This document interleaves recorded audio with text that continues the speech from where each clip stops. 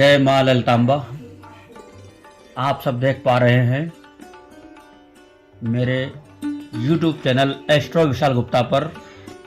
आज हम देखेंगे कि किस प्रकार से श्री यंत्र का निर्माण स्वयं अपने हाथों के द्वारा कैसे करें। एक प्लेन पेपर की, एक पेंसिल की और एक स्केल की। कुछ स्थानों पर कभी कभी इरेजर का भी प्रयोग करना पड़ेगा और एक प्रकार की आवश्यकता होगी। इतने इक्विपमेंट के द्वारा हम श्री यंत्र का निर्माण बहुत अच्छे से कर पाएंगे। आइए देखते हैं कैसे। एक बीचा बीच में कोई सा भी एक बिंदु बना दिया हमने। एक बिंदु हम पूरे कागज के सेंटर पे अंदाज से रख लेंगे और इस बिंदु से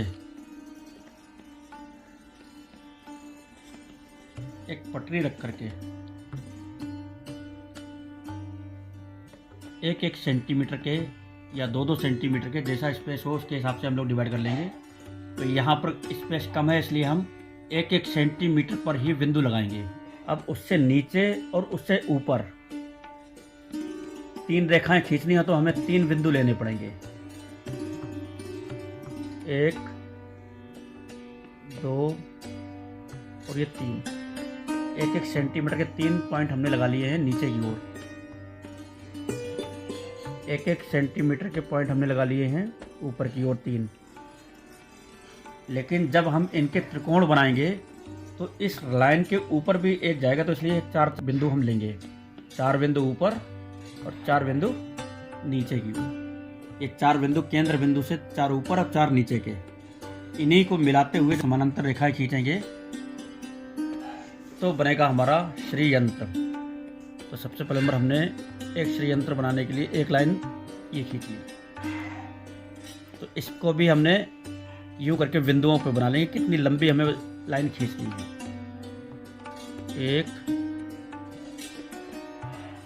2, 3 और 4। 1, 2, 3 और 4। तो इस प्रकार से 4 बिंदु इधर से लगाए, 4 बिंदु इधर से लगाए गए। इस प्रकार से हमने 4 खड़े और 4 पड़े बिंदु, 8 खड़े और 8 पड़े बिंदु लगा लिए टोटल। तो अब हमने ये रेखा खींची पहली। ये रेखा कितनी होगी? 3 और एक 4 की।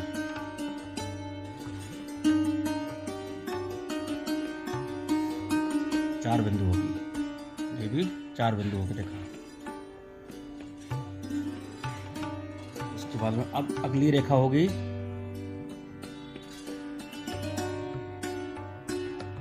3 की।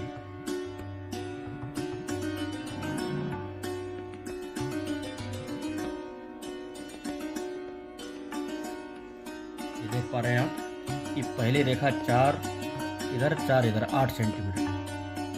दूसरी रेखा हमने 6 सेंटीमीटर की करी। फिर ये 4 सेंटीमीटर की हो जाएगी, 2 इधर और 2 इधर।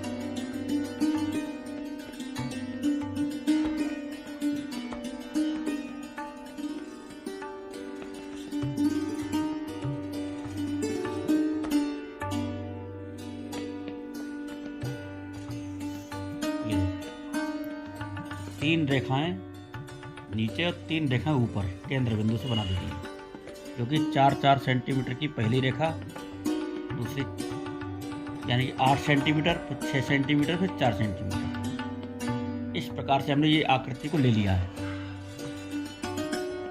इस आकृति को आप देखिए तो जो मूल बिंदु है वहाँ से जब 4 बिंदु हमने ऊपर बनाए, 4 बिंदु नीचे बनाए, 4 बिंदु इधर बनाए, 4 बिंदु इधर बनाए, तो इस प्रकार से आपने देखा ये एक आकृति बन रही है। अब इन रेखाओं से त्रिकोण बनाए जाएंगे। तो आइए देखते हैं कि किस प्रकार से। और इसीलिए एक बिंदु ये फालतू लिया गया था ऊपर के लिए, ताकि इससे हम त्रिकोण की नोक बना सकें। ये देखिए पहला त्रिकोण हमने इस बिंदु से और इस पहली रेखा को मिला लिया नीचे वाली रेखा से।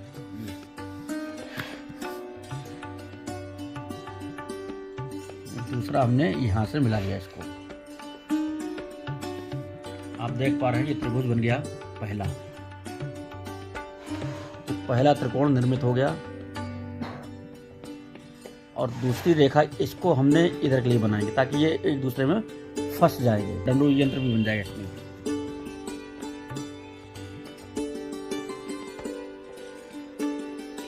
ये देखिए, ये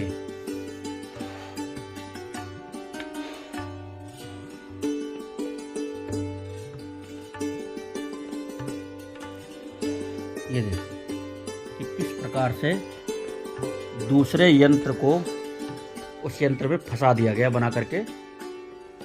एक उल्टा और एक सीधा बन गया। इसके बाद में देखिए दूसरे त्रिकोण को बिंदु से मिलाने वाली रेखा जो बनेगी वो ये है।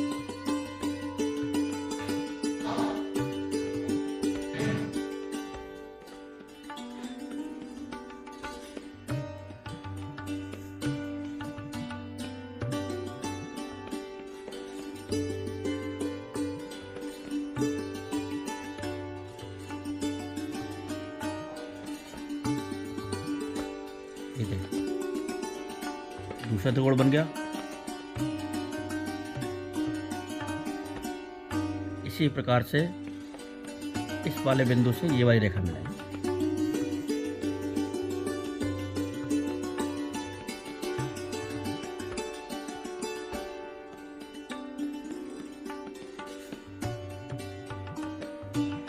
इसमें एक चीज समझने वाली जो है, बहुत ध्यान से देखने वाली है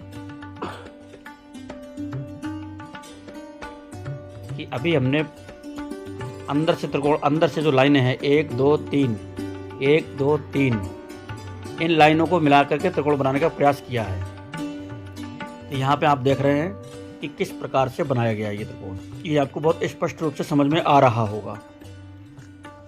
अब आप देखिए कि जो सबसे नीचे वाली जो लाइन है, इसको मध्य बिंदु पर, यहाँ पर इस बड़ी वाली लाइन पर मिला दिया जाएगा।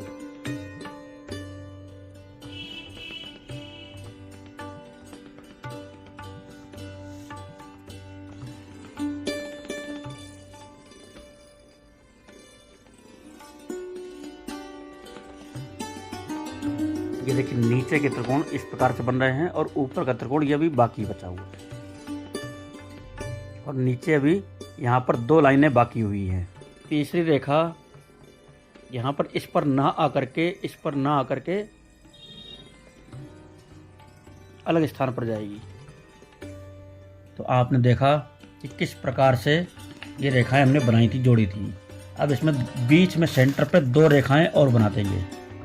और अभी आपका एक बिंदु ये खाली है, एक बिंदु ये खाली है, एक बिंदु यहाँ पे खाली हो जाएगा और एक बिंदु ये खाली हो गया। तो इस प्रकार से अब इन त्रिकोणों को बनाने के लिए क्या करना होगा, आइए देखते हैं। तो ये जो आ रहा है ये त्रिकोण, ये इस पे आएगा।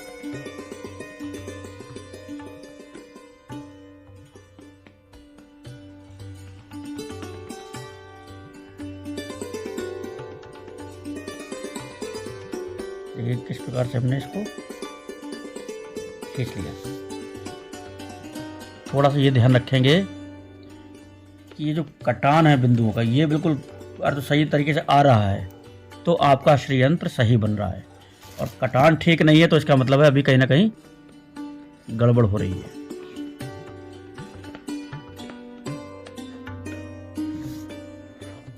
ये देखिए ये वाला श्रीयंत्र बन चुका है इधर। और अब ये वाली जो अंदर जो हमने बनाए हैं इसके, ये त्रिकोण इस पर आ गया।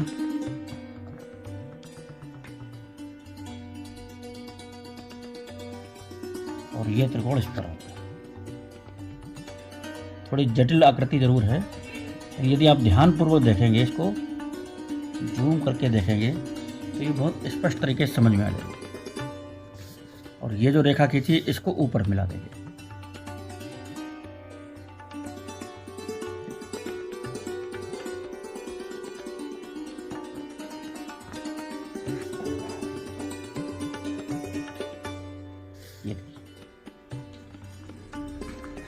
अब इसमें एक त्रिकोण और बनेगा जो कि अंदर बनेगा। यहाँ से जो मूल त्रिकोण कहलाएगा ये बना। और ये बना। इस प्रकार से ये षड्यंत्र जो है सही और सरल तरीके से बना पाएंगे आप। देखिए ये षड्यंत्र के आंतरिक कोणों की रचना हो गई है। आप देख पा रहे हैं कि किस प्रकार से षड्यंत्र के कोणों की रचना हुई है। इसमें जहाँ पर भी थोड़ा बहुत वैसा लगे उसको आप इरेज करके ठीक कर सकते हैं। अब हम इसमें इसके बाह्य व्रत का निर्माण करेंगे। तो व्रत बनाने के लिए हमें प्रकार की आवश्यकता होगी और पेंसिल की आवश्यकता होगी।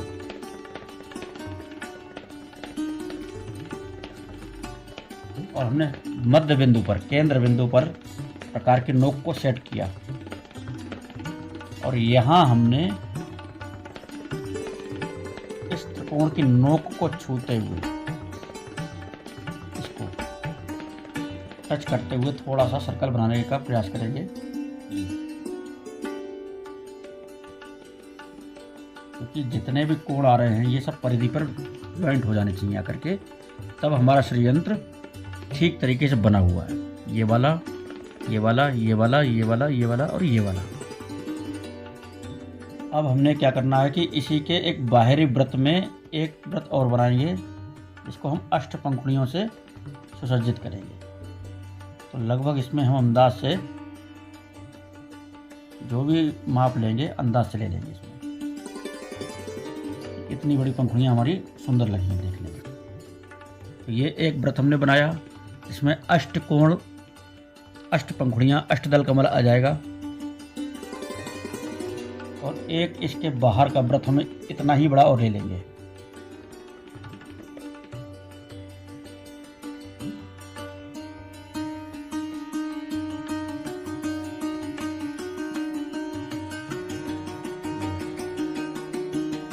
इस व्रत की और इस व्रत की दूरी लगभग बराबर होगी। अब आप देख पा रहे हैं कि किस प्रकार से ये षड्यंत्र के दो गोले और निर्मित हो गए, दो व्रत और निर्मित हो गए। बाहरी व्रत में तीन व्रत और हैं, तीन रेखाएं और हैं जो कि इस प्रकार से हैं। थोड़ा थोड़ा सा अंतर कर देंगे कि कोई भी रेखा एक दूसरे से टच ना हो।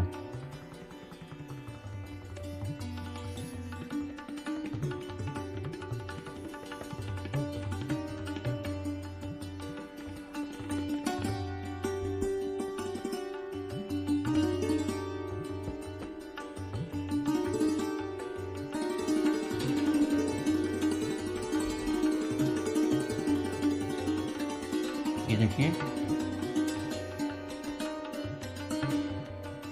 एक व्रत और खींच लिया, एक, दो और एक, तीन हुई है, लेकिन यहाँ पर व्रत होने चाहिए चार।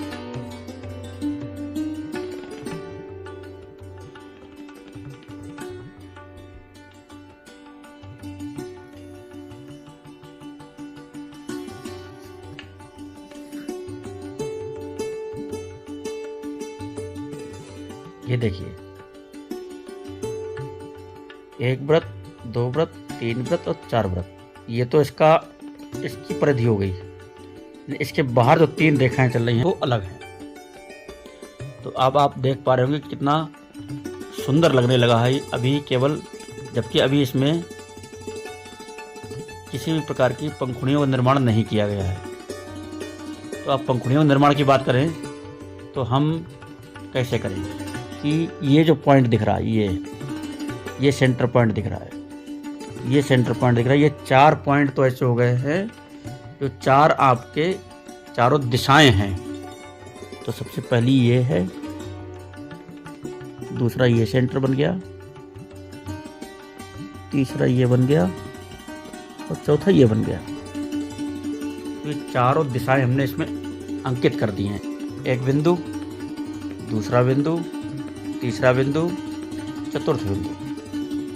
अब चारों दिशाओं के चारों कोण निकालने होंगे तो हमें क्या करना होगा, इन दिशाओं का अर्धक या तो प्रकार के द्वारा कर लेंगे और नहीं तो हम अंदाज से भी कर सकते हैं। ये सेंटर पॉइंट ये हाफ हाफ में बांट दिया गया है इतने हिस्से को। ऐसे ही इतने हिस्से को भी हम हाफ हाफ में बांट देंगे, आधा आधा कर देंगे। तो ये बन गया पांचवा बिंदु। 4 5 छठा बिंदु, और इसको भी हम जब काटेंगे इसका भी सेंटर पॉइंट, और ऐसे ही इसका हम सेंटर पॉइंट लेंगे तो ये लगभग यहाँ पे आएगा। इस प्रकार से हमने 4 और 4 दिशाएं और 4 उप दिशाओं यानी 4 कोणों को इंगित कर लिया है इसमें। लेकिन इसको पंखुड़ी का रूप देने के लिए अब हमें क्या करना होगा, तो उसके लिए सबसे महत्वपूर्ण चीज जो होगी कि जो हमने अभी इस पे 8 बिंदु बनाए हैं, ये 8 सिरे हैं पंखुड़ी के, लेकिन जब हम इसको पंखुड़ी का आकार देंगे तो हमें एक नीचे भी स्पेस देना पड़ेगा कि छोटी बड़ी पंखुड़ी ना हो जाए। तो उसके लिए इन दोनों के मध्य का, ये और ये, इसका सेंटर पॉइंट हम निकाल करके नीचे वाले वृत्त पे लगा देंगे। एक ऐसे ही इसका और इसका जब हम सेंटर निकालेंगे तो लगभग यहाँ पर आएगा और उसको हम यहाँ लगा देंगे। ऐसे ही इसका और इसका सेंटर पॉइंट लगभग यहाँ पर लगा। तो इस प्रकार से हम ये पॉइंट लगा के काम करेंगे तो हमारा श्रीयंत्र और भी सुंदर हो जाएगा। ये देखिए,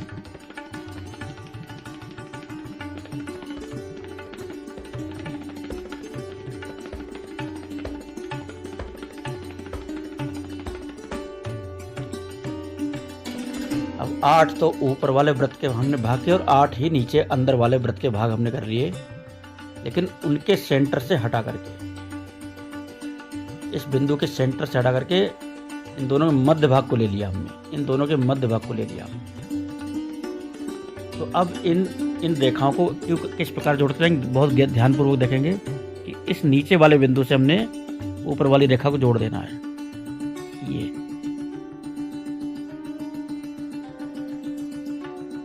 इस प्रकार हमारी एक पंखुड़ी तैयार हो गई। दूसरी पंखुड़ी हम यहाँ से बनाना शुरू करेंगे। पहली पंखुड़ी पूर्व दिशा की, दूसरी पंखुड़ी दक्षिण दिशा की, तीसरी पंखुड़ी पश्चिम दिशा की,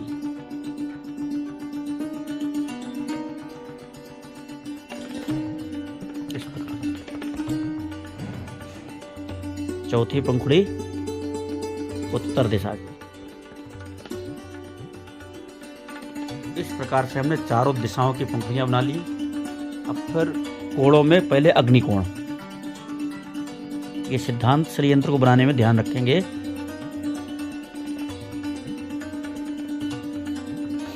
अग्निकोण के बाद नैऋति कोण यानी कि दक्षिण और पश्चिम का कोना, फिर व्यायव्य कोण, उत्तर और पश्चिम का कोना,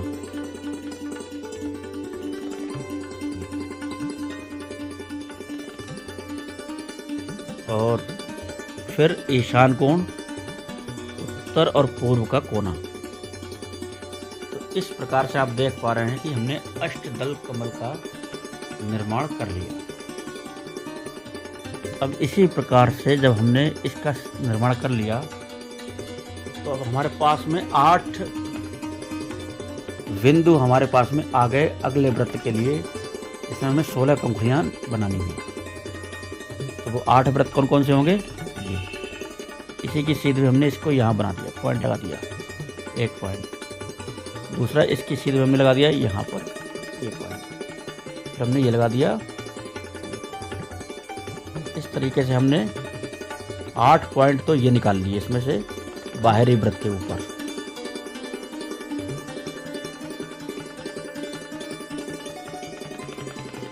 देखिए हमने 8 बिंदु बिल्कुल उसकी सीध में ही लगाए हैं जहाँ पर ये पंखुड़ियों की नोक आई है, और 8 बिंदु इनके सेंटर पॉइंट के हम ले लेंगे, बन जाएंगे 16 पंखुड़ियाँ इसमें निर्मित हो जाएंगी। या इनका सेंटर हम मान लें इसको, इन दोनों बिंदुओं के मध्य का हिस्सा, तो 8 का 16 हो जाएगा।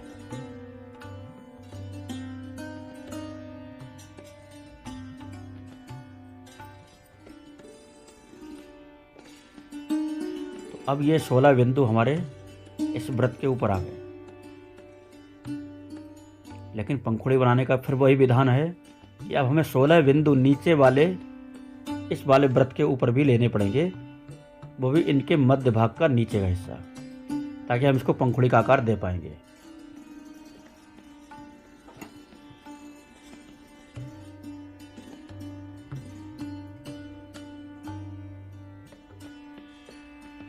आप देख सकते हैं कि किस प्रकार से बिंदुओं को लगाना है, आपको ये आइडिया आपको मिल जाएगा।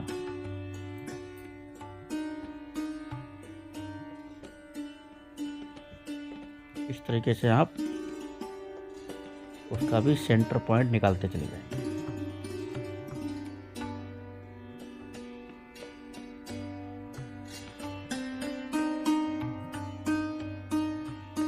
थोड़ी बड़ी प्रक्रिया जरूर, क्योंकि ये बड़ा जटिल यंत्र है, जटिल आकृति है, लेकिन बनाएंगे जब इस तरीके से तो बड़ा सरल लगेगा आपको बनाने में। कमल दल की पंखुड़ियों को स्वरूप प्रदान करेंगे। आइए देखते हैं कैसे। तो हमने इस वाले बिंदु को, नीचे वाले बिंदु को उठाया और ऊपर वाले बिंदु पर ले गए। ऊपर वाले बिंदु को नीचे से जोड़ा, फिर यूं करके जोड़ा और यूं। इस प्रकार से हम बनाते चले जाएंगे, जोड़ते चले जाएंगे पंखुड़ियों को, लाइनों को बढ़ाते हुए आगे चले जाएंगे।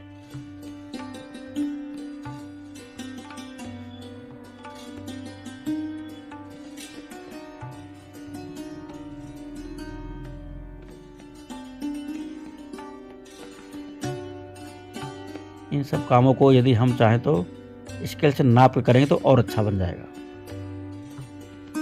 क्योंकि ये हम फ्री हैंड बनाने की कोशिश कर रहे हैं।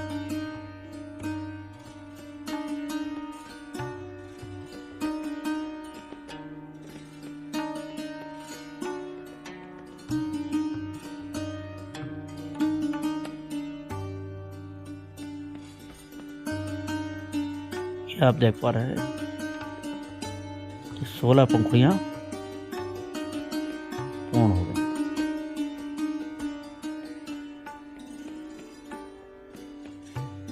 आंतरिक वृत्त में अष्टदल, बाह्य वृत्त में षोडश दल कमल का निर्माण भी इस प्रकार से हो चुका है।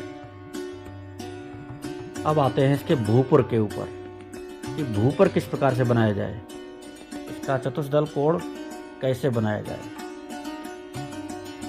तो आप देख पा रहे हैं कि किस प्रकार से ये कितना देखने में मनमोहक सुंदर आकृति होने लगी है।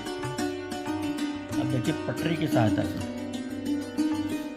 और इनके 4 द्वारों को इंगित करने का एक तरीका और होगा जो फ्री हैंड होगा, कि जिस प्रकार से 4 दिशाएं जो हैं पूरब, दक्षिण, पश्चिम और उत्तर,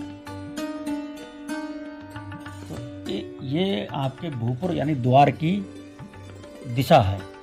अब इस द्वार की चौड़ाई हमें कितनी रखनी चाहिए, तो उसके लिए हम क्या विधान अपनाएंगे कि एक ये कोण और एक ये कोण, तो मध्य पंखुड़ी के एक आगे की और एक पीछे की पंखुड़ी की नोक जहाँ पर आ रही है, ये यहाँ पर और ऐसे ही यहाँ पर, जब हमने यहाँ पर निशान लगा लिया तो इसका मतलब है कि हमें इतना चौड़ा भूपुर लेकर के चलना होगा। ऐसे इधर जो सेंटर वाली बिंदु ये है, तो यहाँ से एक यहाँ पर और एक यहाँ पर बिंदु हमने लगा दिया। ऐसे ही इधर नीचे पश्चिम द्वार पर ये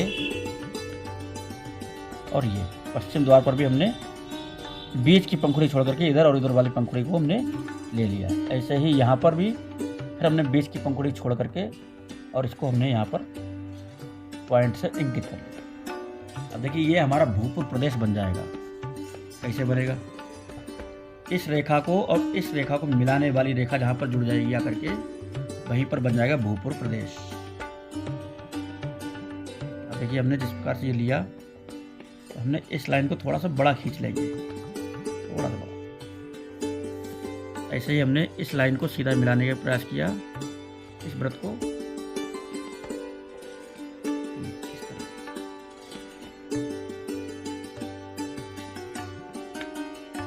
तो ये पॉइंट बन गया करके ये हिस्सा, इसको बाद के हम बिगाड़ भी सकते हैं और ये हमारा चबूतरा बन जाएगा इसका श्रीयंत्र का।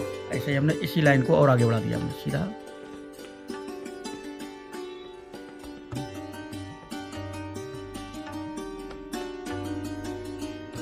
इस स्थान से थोड़ा आगे बढ़ा दिया और ऐसे ही यहाँ से हमने इसको बढ़ाया।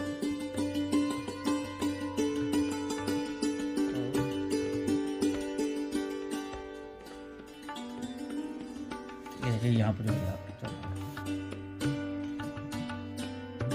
ये विधान जब तक आपको नहीं पता होगा तब तक आप इसका भूपुर निर्मित नहीं कर पाएंगे।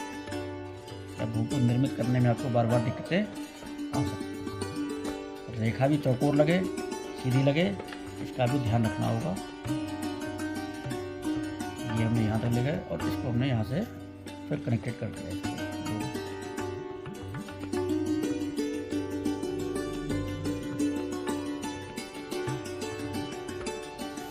हमारी ये दूरी और ये दूरी लगभग बराबर होनी चाहिए, ये ध्यान रखना।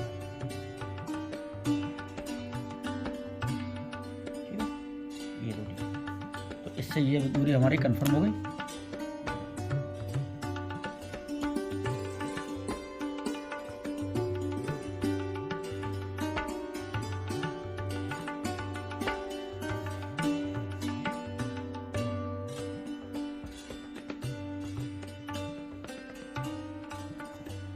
अब आप देखेंगे कि किस प्रकार से हमें चतुष्कोण प्राप्त हो चुका है। अब इनको क्योंकि ये दूरी और ये दूरी बराबर होगी, ये दूरी और ये दूरी बराबर होगी, ये दूरी और ये दूरी बराबर होगी, तो मतलब ये और ये और ये आपस में एक सीध में रहेंगे। तो इसके लिए ये ध्यान रखेंगे। ये हमने लगा दिया है इसका। तो हमने यहाँ से इसको ऊपर के लिए और इधर से इसको ऊपर के लिए थोड़ा सा, तो ये हमारी एक बराबर की आ रही है।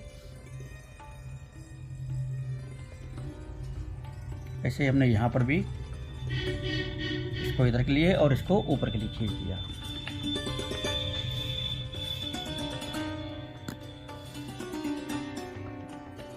ऐसे ही हम जब यहाँ पे करेंगे तो हमने ऊपर क्लिक कर दिया और इसको यहाँ से जोड़कर हमने ऊपर क्लिक कर दिया। सेम प्रोसेस यहाँ पर भी होगा, बस दूरी ये बराबर है, ये ध्यान रखना है।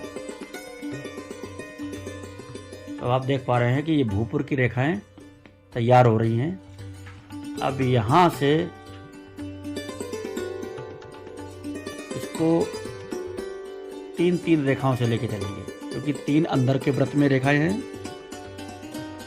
तीन रेखाएं बाहर के वृत्त में भी होनी चाहिए। तो हम पहले तीन रेखाओं को पूरा करते हैं।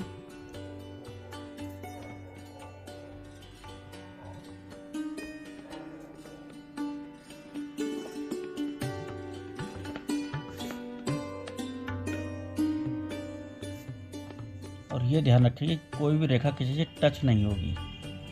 ऐसे रेखा बनाएंगे, जो सेकंड रेखा है वो सेकंड ही रहेगी, तो सेकंड वाले से ही जुड़ करके चलेगी, तो फर्स्ट वाली रेखा से नहीं जुड़ेगी, तो थर्ड वाली रेखा से नहीं जुड़ेगी। ये ध्यान रखें।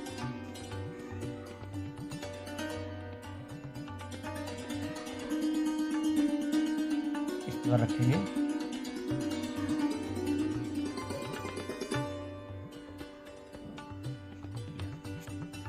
ये रेखा आपस में टच रहेगी, लेकिन इससे टच नहीं होगी पहली रेखा।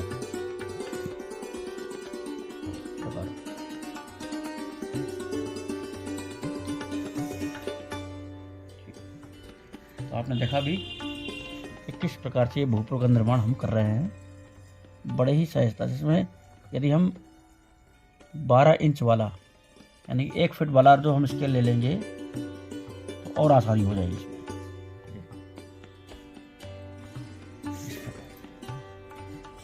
अभी हमारी 2 रेखाएं बन चुकी हैं।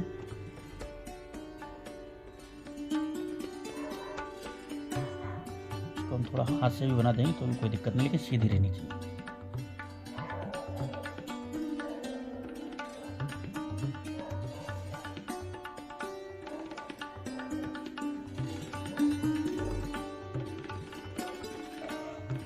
तीसरी रेखा जो बनेगी वो उसके बाहर से बन के आएगी।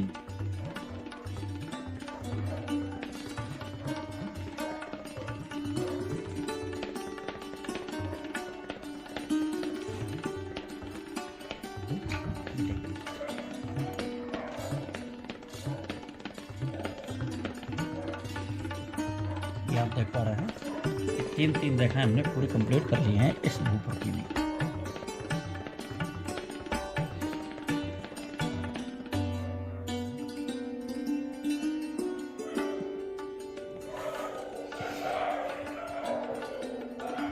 ये अगर तो कहीं ज्वाइंट होती भी है तो उसको बिगाड़ करके और दोबारा से अलग अलग करके बना लेंगे।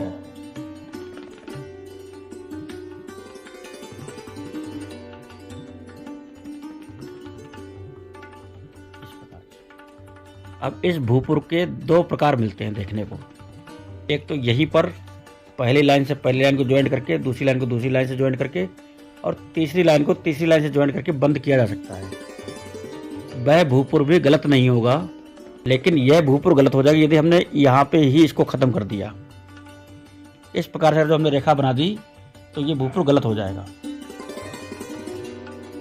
इसलिए गलत का निर्माण हमें नहीं करना है। तो यहाँ पर इसके जो एक प्रकार बताया गया है वो ये बताया गया, दिखाते हैं हम आपको बना करके। पहली रेखा से पहली रेखा खींची जाएगी,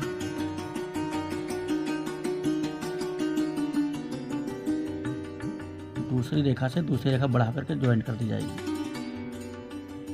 और तीसरी रेखा से तीसरी रेखा ज्वाइंट कर दी जाएगी यहाँ पर।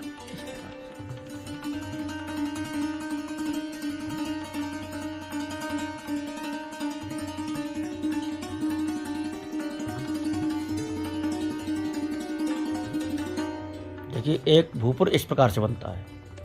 ये शुद्ध भूपुर है, ठीक भूपुर है, ये गलत नहीं है। और एक दूसरा जो प्रकार है जो सबसे ज़्यादा प्रचलित है देखने में, अब जो भूपुर बनाएंगे हम वो कैसा बनाएंगे, वो एक ऐसा भूपुर बनाएंगे।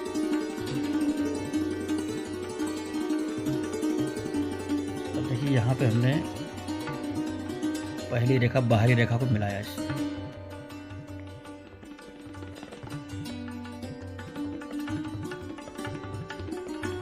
तो यही से हमने दूसरी रेखा को भी मिलाया।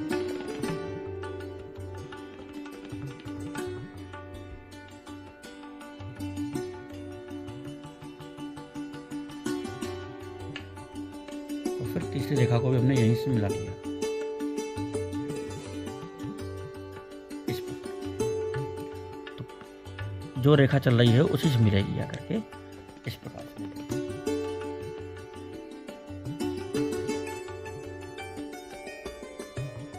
ये देखिए, ये जो बना है भूपुर, अब इसको यहाँ से मोड़ करके फिर ऊपर ले जा करके और सीधा मिला देंगे। इसमें भी यही ध्यान रखना है कि कोई भी रेखा किसी से टच नहीं होनी चाहिए, तभी भूपुर शुद्ध माना जाएगा और पूर्ण माना जाएगा। ये हमने बड़ा खींच लिया इसको, दूसरी रेखा खींचेंगे ऊपर से,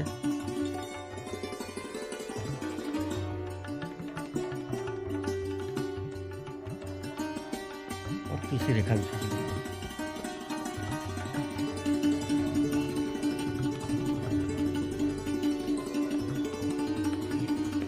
अब बाहर वाली रेखा से इसको यूँ करके इसके समानांतर खींचेंगे। पहली रेखा ये मिल गई आकर के, दूसरी रेखा ये मिल गई आकर के, और तीसरी रेखा ये मिल गई आकर के। एक इस प्रकार से भूपुर बनाएंगे। ये देखिए, इस प्रकार से जब बनाएंगे तो ये भी भूपुर बहुत ही उत्तम भूपुर माना जाएगा। ऐसे ही हम इधर वाली को भी, अब जितना हमने गैप ये लिया है उतना ही गैप ये लेंगे, उतना ही गैप ये लेंगे। तो चारों रेखाओं को हम धीरे धीरे एक बराबर गैपिंग में ले लेंगे। ये देखिए,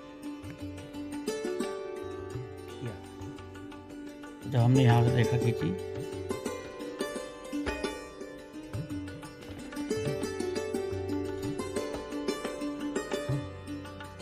और ये रेखा दिया ध्यान रखना इसके ही समानांतर रहे, यहाँ तक नहीं आए। इसी प्रकार से 3 रेखाएं यहाँ पर।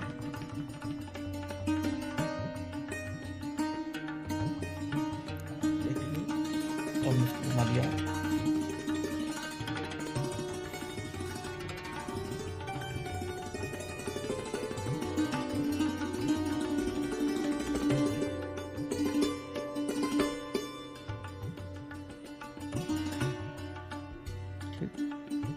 और तीसरी रेखा ये खींच ली हमने।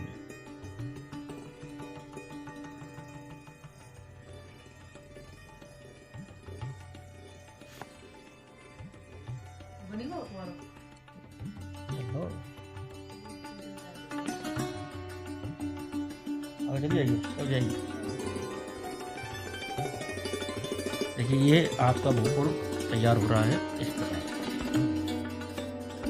यहाँ भी 3 रेखा हो गई, यहाँ भी 3 रेखा। और हमने फिर उतने ही गैपिंग लेकर के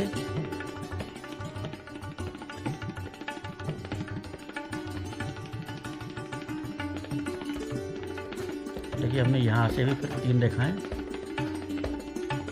ऊपर।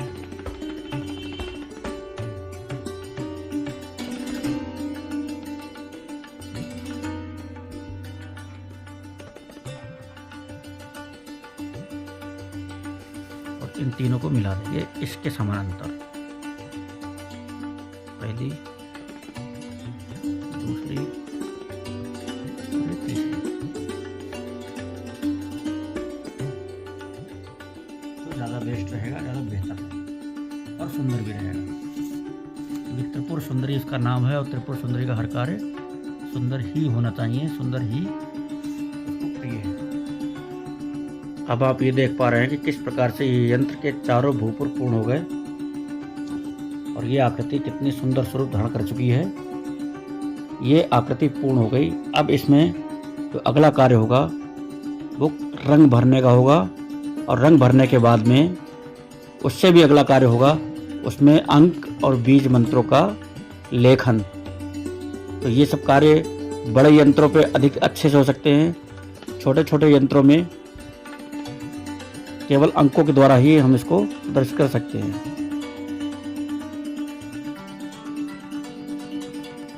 श्री श्री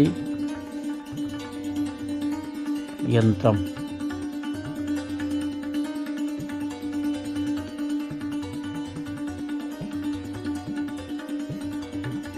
ये आप देख पा रहे हैं कि श्री श्री यंत्रम इस प्रकार से हस्त निर्मित आपके सामने तैयार हो गया है।